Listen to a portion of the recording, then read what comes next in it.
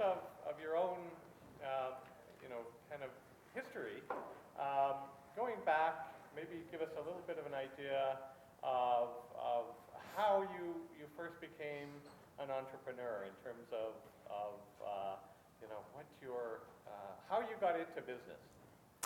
It was interesting because I was looking at the material to prepare for today, and it talked about a journey of self-discovery that kind of leads you to evolve your business practices, to best serve your stakeholders. And that, for me, because did not have the opportunity, like all of you, to take business courses ahead of time, really was self-taught. So it was very much a journey of self-discovery. I was on mat leave from Syncrude in public affairs, and during my mat leave, I decided to start a consulting company, and the whole premise of it was to set up a business center in the oil sands industry in Fort McMurray and be able to take clients that were flying in, like Cenovus and Shell, and be able to house them in an office setting and provide administrative activities and some stakeholder relation activities, database. My background is computers, so I do have a diploma from Cano College up in Fort McMurray in computer information systems. And I found a space, and I did a business plan, and I got funding for it, and at the very last minute, the person who was renting me the space got a better offer from a law firm and pulled my lease. And so I was left kind of helpless and wasn't really sure what I should do because I had my mind around a business center. And at that time I was about 23 years old. And so I just decided I was going to keep the consulting company, and I was going to do just that, consult to industry throughout the area.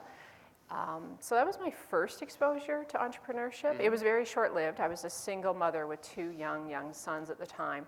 So through the consulting efforts, one of the oil sands companies offered me a full-time job as manager of Aboriginal affairs. So being a single parent with a mortgage, I took that. But it was my first exposure at entrepreneurship. My second, which is Bouchier itself, I entered it not even thinking in my mind that I was an entrepreneur. It was my husband, who was my fiance at the time, and he had a couple of pieces of heavy equipment on the side that he worked in the local community with, and he held a full-time job with Fort McMurray. And I worked with Shell Canada and stakeholder relations as one of their external affairs managers. And things just started booming, and I was helping him in the evenings doing the books. And we decided that Canadian Natural Resources decided to go full ahead with their mining operations. So we decided we would take a leap of faith, quit our jobs, and both go, full steam ahead with Bouchier. And I was entering it to help them out. Right. Okay. Yeah. So that must have been to leave a job that you've got some security and a lot of security. A lot of security, and to just jump and take advantage of something, and it must be, you can see the possibilities and the opportunities, but geez, it must be scary. Well, that's the defining point. I think so many people have great ideas about going into business and what they want to do, but it's that extra leap of faith they're just not willing to take. And we asked ourselves, what is the very worst that could happen? What is the very worst that could happen? And we figured it's to fall flat on our faces, go back and get great management positions back. Right. When you were getting into it, how did you, from maybe a psychological perspective, how did you approach it? It was that sense of, if we've got a fallback position, it's always good to have a plan B. Yeah. But how did you, when you started to build it, how did you work with, employees and build a team? So I personally was on such a steep learning curve, just learning what the equipment was and how we did the work. I was a fish out of water for sure. I mean, I was used to the corporate environment where you dressed up in suits every day and went to work with, folks in the oil sands patch, but very much in the corporate world. So psychologically, I mean, I had to get my headspace around working in the dirt, putting on a hard hat and steel toe boots and a vest, and that was just huge and so new. So I really let my husband take the lead on a lot of it in terms of the field work, and I just remained back more in the office and handling the the paperwork, taking the safety courses I need to take, and the payroll courses I need to take. So that's kind of how I first was introduced to it. Very, very slow. But we had the opportunity to have the two of us go at it for the first little while together, and I think we complemented each other really well. So he did the field side, and I did the paperwork in the office side, so it was a good team effort. Yeah. Okay. So when did you know that you had the respect of your employees and your workers? Like, when did you know when that was? Or is that still Well, it's always an ongoing thing. Yeah. You can't just take any of that for granted. You have to work towards it. And, we have a big saying in the company that no matter who you are, you're not a number. You're just, whether you're the janitor in our office or the engineer, you are equally as important as everybody else. And I'm really big on that. But I would say probably about 5 to 7 years in, so that kind of left me in a position. And I was very much about growing the business. It was, I always had vision that the business could be a $250 million a year business, and that was where my headspace was geared towards. So how did you? I can imagine that when you're in a business like that, entrepreneurship and starting a business is like you don't have a 9-to-5 job, right. And there's at least some respite you can get if you're not working with a spouse, right? But now you're and you can kind of leave it behind and go home, and then but when we're married, it must, those challenges must be. We have to be diligent about telling ourselves when we get home at this time we don't talk about work, but so often we end up talking about work. It's just, you live, breathe it. I mean, it becomes so rewarding. It's so challenging. It will be the most, for anyone who enters into entrepreneurship, it will be the most challenging journey of your life. But at the same time, it is so rewarding, so rewarding. So what do you do to take breaks and get away from it? So what do you like to do to recharge? Yeah, we're outdoors people, so it's nothing to find us down a cut line north of Fort McMurray in an Argo on the way to our cabin, or fishing out on the jet boat, and that's what we do. So that's the balance part of it, and you have to have that. It's so important to have the balance. And do you try to get employees to have balance as well in terms of? Oh yeah. Our shareholder, Carillion, who owns 49% of Bouchier now, they come from the UK and the Middle East, and you see, I was just in their offices in Toronto, and folks are working 14, 15-hour days, and living in Fort McMurray and having to do that commute north, because our offices are at the community of Fort McKay, north of Fort McMurray. We really encourage people to have that quality of life, and I think that's a really big draw to the people that we hire, is we promote the quality of life and the balance with your family. And we often do a lot of company activities that involve family, and so we'll do the carnivals and the barbecues and the sleigh rides at Christmas. And, right. Yeah.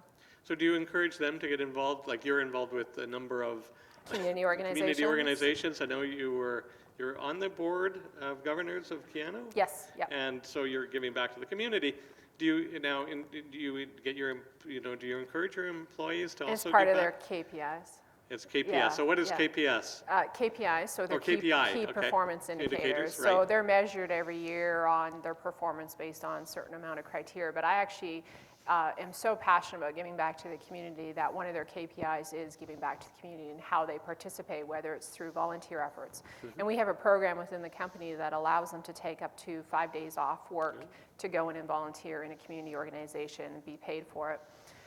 So it's things like just volunteering your time, sitting on boards, anything they could do to, when Bouchier goes out, I mean, we were just there last week at the food bank. We spent the afternoon as a team of about 25 just sorting through the food. So we're really, really big community supporters. I just think because of Fort McMurray, because of the community, we're fortunate enough to be where we are and the successes that we have a social responsibility to give back to the communities in which we live and work.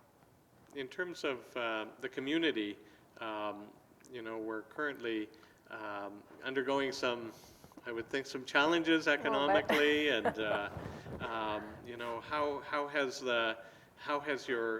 have you adapted to the changes of the oil sands and their prospects, and you know, what does it mean to continue to play a role of trying to keep a team together, but knowing that there's that financial aspect? It's been a challenging couple of years, as it has been for everybody in business, for sure, and throughout Canada. You know, believe it or not, it's been a growth year for us. We went from 700 employees to just under 1,000 right now, so probably hit 1,000 this year. And so we're growing, but it's about being smarter at the way you're doing your business. So we're challenging ourselves on how can we do just that? How do we be smarter about the way we're doing it? We've had to revisit rate structures because competition. We did a big bid with Suncor, which had 9 civil elements to it, anything from rejects and reclamation to road maintenance. And there was 40 competitors around the table at the bid. That's unheard of. 40 competitors, anything from your small little local contractor to the North Americans and Klemkes and Thompsons and Morgans of the world. So that's where competition has went. It's such a narrow margin in terms of work opportunities, and the competition is so huge. So more than anything, though, margin is challenged. So we're not able to make the same level. We're having to do $30 or $40 million worth of business in order to get that same bottom line. So that's, you know, that, and I don't think that's going away. I think this is where we're going to be for the next 4 or 5 years. So it's about getting your head around that. How do you encourage employees to focus more on maybe, the efficiencies? When things are going well, quite often you're not as, you don't look at the bottom line as much, but in terms of that, do you provide incentives to them to help you on the financial side? Or it's all about the culture. It's all about the culture that you've set up. And we have very much a family evolved culture, so that everyone feels like they're a part of the family, therefore they're in a family business, and really approach it from a mindset of an entrepreneur. So we always talk about entrepreneurial spirit and how we want to instill that our team members all have that spirit in them, so that it becomes natural. So when you say, this is where we are, guys, and we need to pull together as a team, and this is what we have to get done, well, that's built in them because that's just part of our culture. Great. You talk about the culture, and I know you're you're an employer of significant the Indigenous population in that area. Have you seen opportunities where you've seen people that have come to work for you that have kind of really developed and then started their own businesses? Or yeah, absolutely. We have one gentleman that started with us, is one of David's younger cousins, and he was with us for about the first 5 or 6 years, and he was a supervisor when he left, and now he runs his own water and sewer business. So, and we have a lot of folks, not only Aboriginal, but just young folks that enter in labor positions, and our whole goal is to see them grow into and train into a management position of some kind. We have a lot in the company that have done just that. So do you provide supports for other education? Yeah, depending on what it is. We have trades now, we have apprentices, so it depends what stream that they're in, but we definitely do a lot of management courses. A lot of safety is huge in our area, so a lot of safety training to get them to where they need to go. So in terms of challenging times can also be opportunities. You talked about the having 40 competitors that are just trying to get business to survive. Is this potentially an area where you can maybe expand by consolidating, buying other businesses? And is that something that you're... Absolutely. I'd be lying if I said we weren't looking at possible businesses in the area right now. That's definitely something that's open, that we're looking at.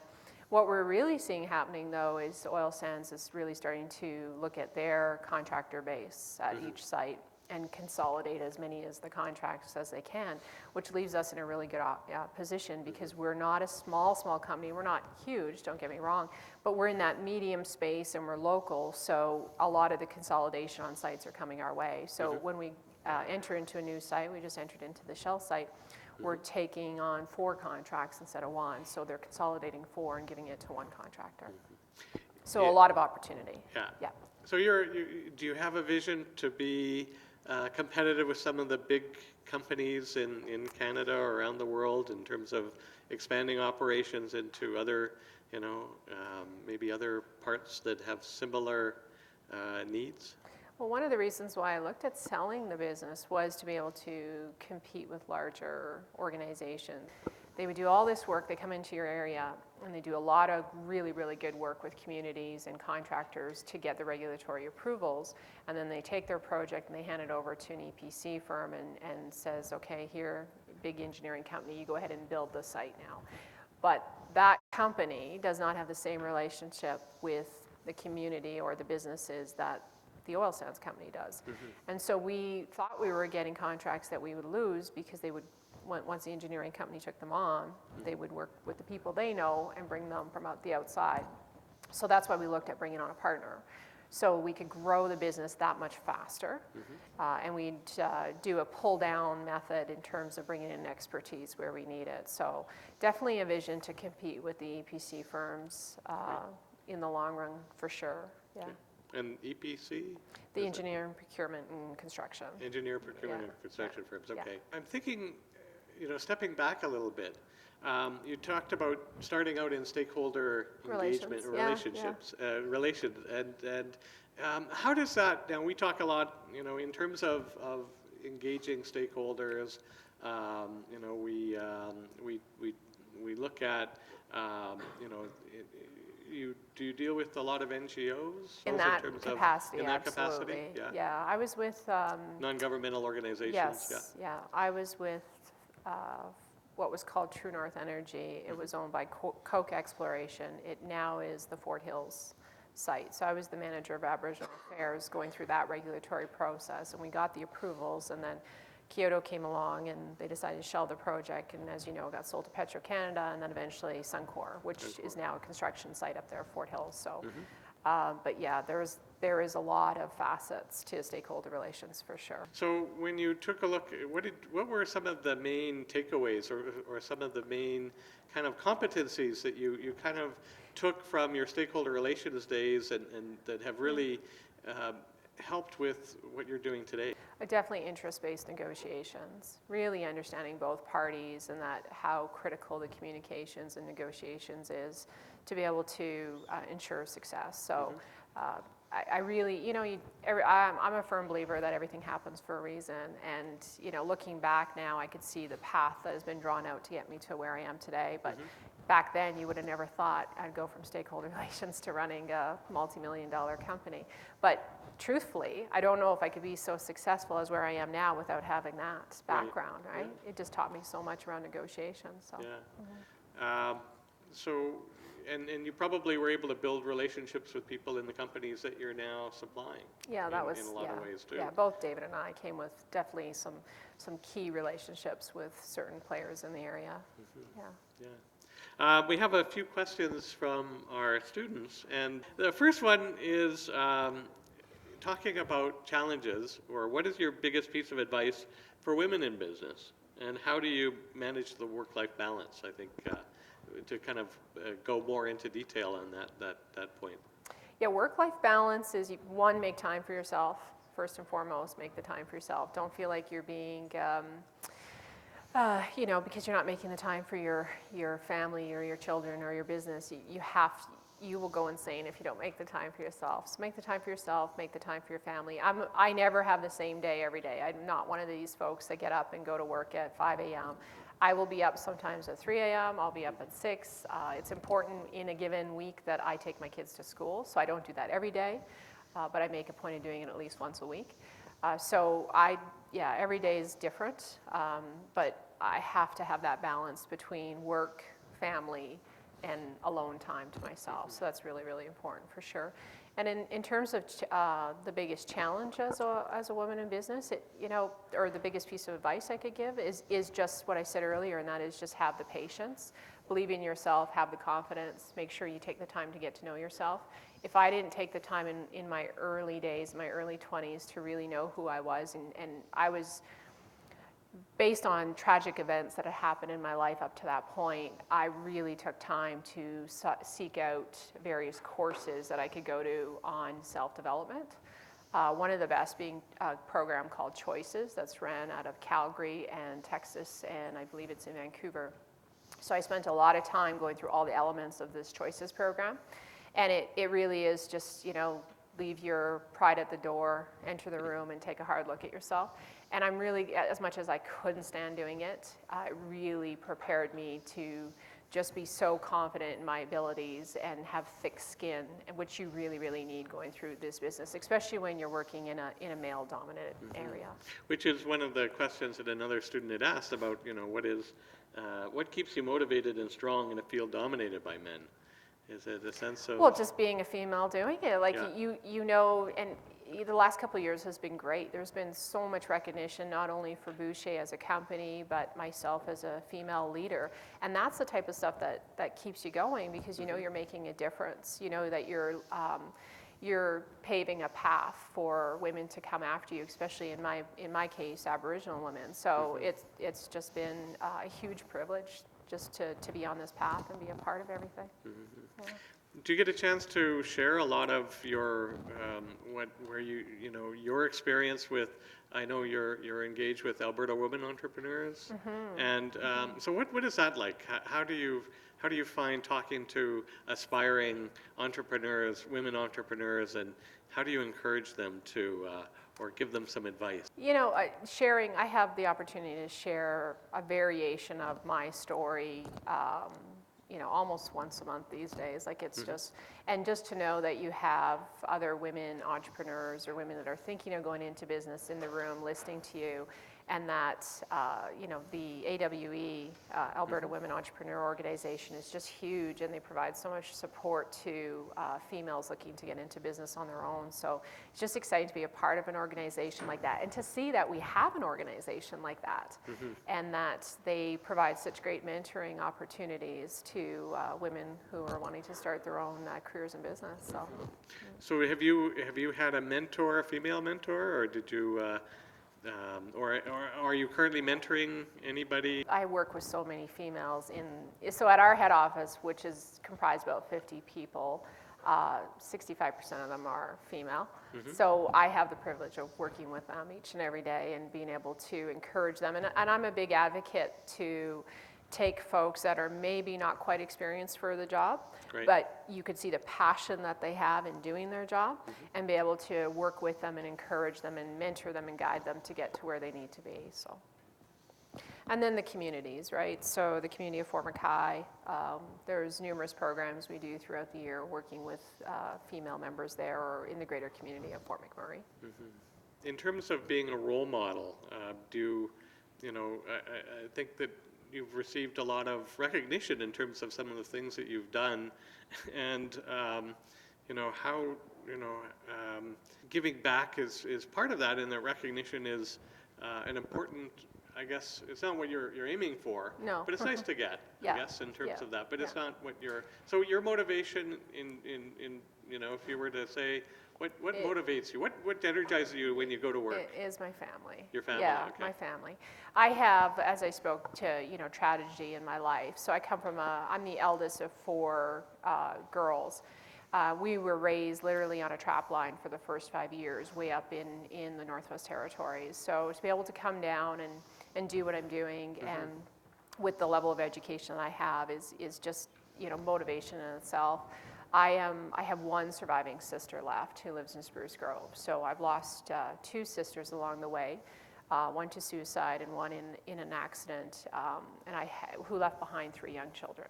So my family extends further than just my immediate family. It extends out to my nieces and nephews, because we all pitch in to help each other out. But that's my motivation, is knowing that I have so many young folks around me in my extended family that are counting on me and looking up to me for a role model.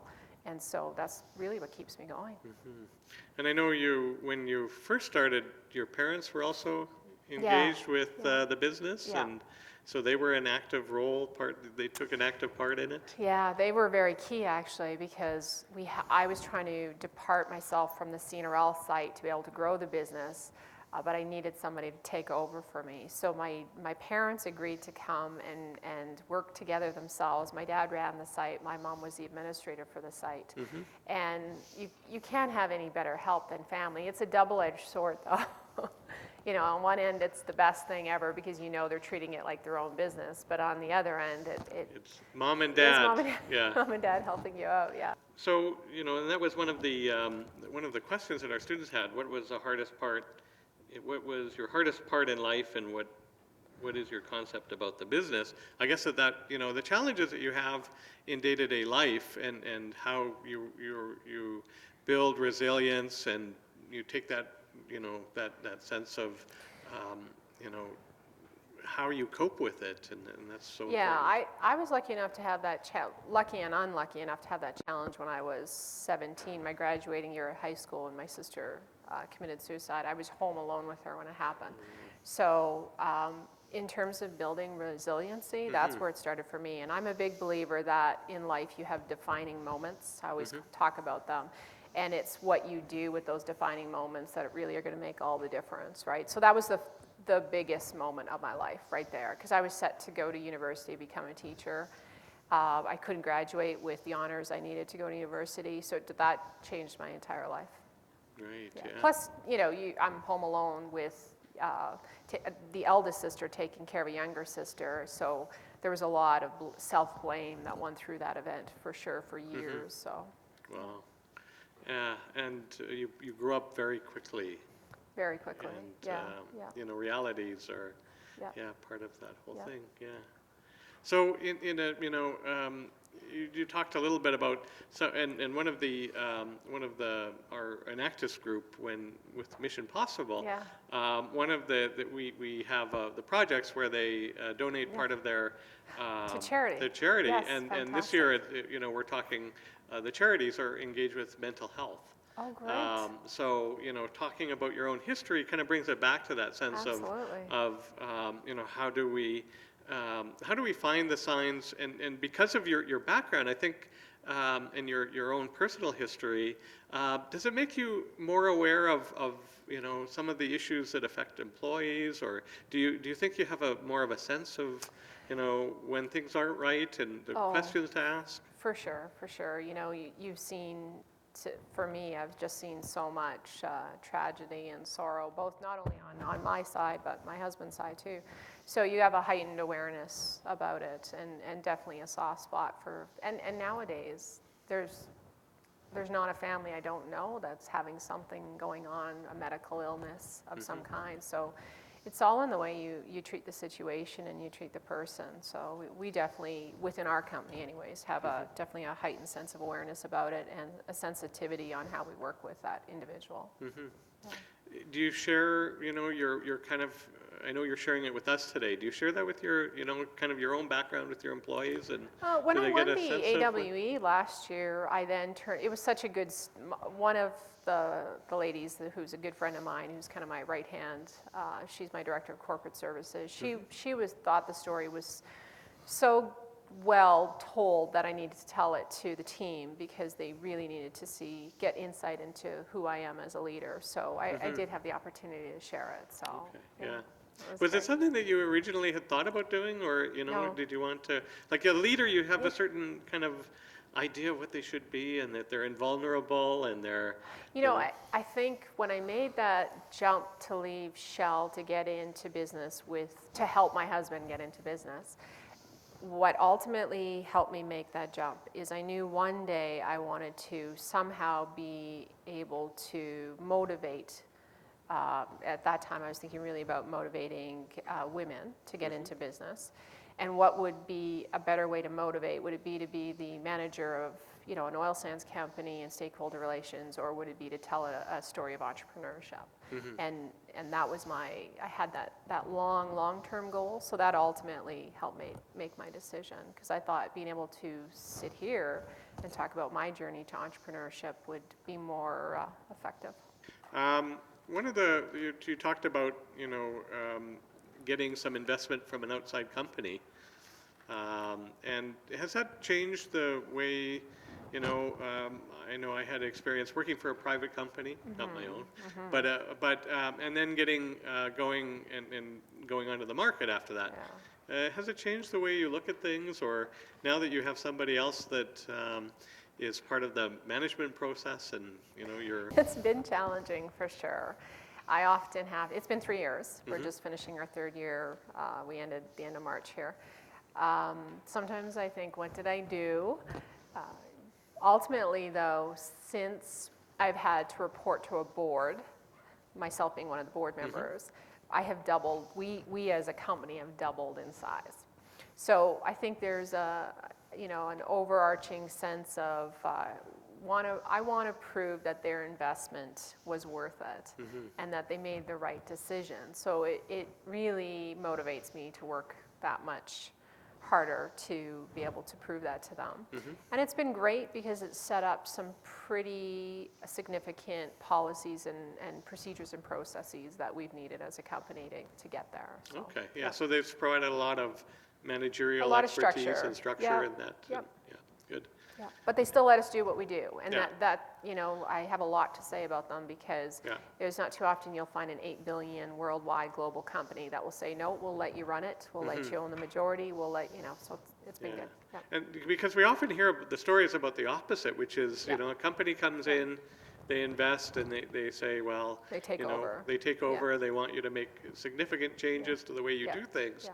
And, you know, focus more on the bottom line Yep. so that they can, you know. Yeah, and they're focused on the bottom line, but you know, Yeah. it is a business, right? Yeah. So you have to be.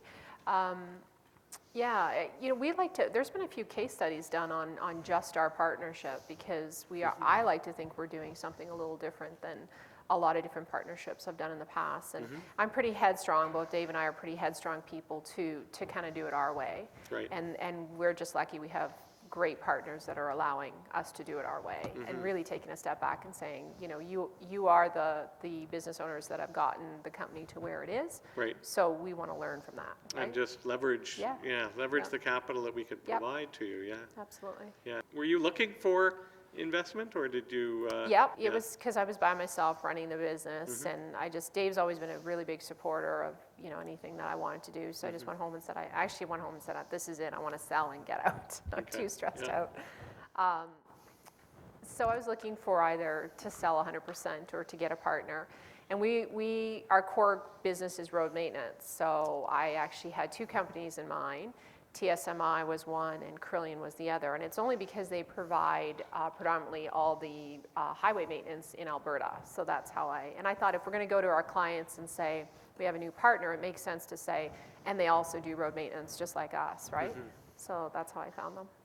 Yeah. Yeah. So the size of your company now is in terms of sales and? Yeah, so the first year in business, we were minus $250,000 and about 25 team members. So minus Minus $250,000. $250,000 is what we ended our year with. It was Okay. a very challenging first year. So And how did you, when you found out, like, on our honeymoon, we on your found out. honeymoon? Oh, so We were in Mexico and we knew year end. It was April and year end for us is March. And I promised my accountant, who was a friend of mine from Myers Norris Penny, that I would check the financials and sign off on them. And we had a really good winter. We had a bookkeeper on the side. I would bring her all the paperwork, and you know, she kept saying, "You guys are doing phenomenal." And we were flat out, like we didn't see our kids, we didn't see each other. Dave didn't come home for Christmas that year. I'd get up at 3 in the morning and go to one of the sites, and I'd come home 12 o'clock at night, and he was doing the same. So we took on a lot of jobs. We had a big clearing job. We had to rent a bunch of heavy equipment for it. We had the road maintenance. It was just, there was a lot coming our way to see if we could do it, right, to prove. So I said, I got to find a computer at that time and check the financials, and I scrolled to the bottom. And I didn't know anything about reading financials. I didn't know anything about income statements or balance sheets or anything. I just knew that you look for that bottom number to see how Bottom line number, the bottom yeah. line is what matters. And I got to the bottom, and the email message from the accountant said, we really can't afford any surprises like this moving forward. So I thought, that doesn't sound yeah, good. not a So I not a happy have a great honeymoon or no. yeah. So got to the bottom and it was in red, minus 250, and I thought, like it completely ruined the honeymoon. Right. And I thought, how can we work so hard Yeah. and lose money? Like how did it happen? Yeah. And it was really and I really believe that every business goes through that sometime. And in hindsight, I think we were lucky enough to go through that the first year because it helped us learn so much so quickly that after that we were completely determined to turn it around and never be back in that place again. So, yeah. So it took us 3 months to pull out. Yeah. So how did what did you find was what were the main causes of that? So I needed to know about financials and pay Right. attention. So we had fuel bills for all the heavy equipment. We had maintenance bills for all the heavy equipment that were delayed in getting in.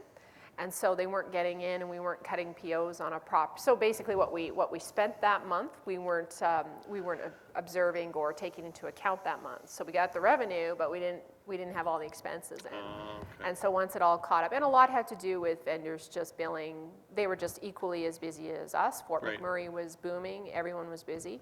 And so they were billing 2-3 months later. And we just weren't understanding our financial position month to month. Right. Yeah. So that is something that you'd never happened again? Never, one of ever. those, So today we're $165 million. 165, yeah. Yeah, just under 1,000 employees and over 250 pieces of heavy equipment, hundreds of crew trucks. Yeah, that's a big difference. And quite often it's you're so busy, you're focused on just working Just, and getting yes, things being done. out in the and field and making sure you're doing the job. doing the right? job, yeah. Yeah, Because if you don't do the job, you're not going to have that income. That's but, right, yeah. Yeah, and it's hard to be, you're so spread out in terms of operations and management and Yeah. yeah, that's a huge learning curve. Oh, it's huge. Yeah. We often, when entrepreneurs make business plans, they typically have this a hockey stick, and everything is going to go well, and you'll see that revenue will go up, and then it will just take off like like a jet fighter. And the reality is, it doesn't like that. Yeah, yeah. So when did you know that you were on an approach that was stable and sustainable? Oh, probably about our second road maintenance contract that we took on, because it's one thing to do work and have one road maintenance contract for one client, but as word starts to get out, and you bid on a second one, and you get it, then okay, there's talk. People know you could do this work. Right. They know that they can invest in you, because even though you're a small contractor in the bigger world, you have what it takes. You could do a quality job, competitive and safely, which are the three main things they look for. So when we got our second one, which is for Imperial Oil at the Curl site, that's when we knew that, we were legit. Right. Yeah. Good. Okay. Well, I think we've come to about the end of our time. It's gone Right. by very quickly, Yeah. I know.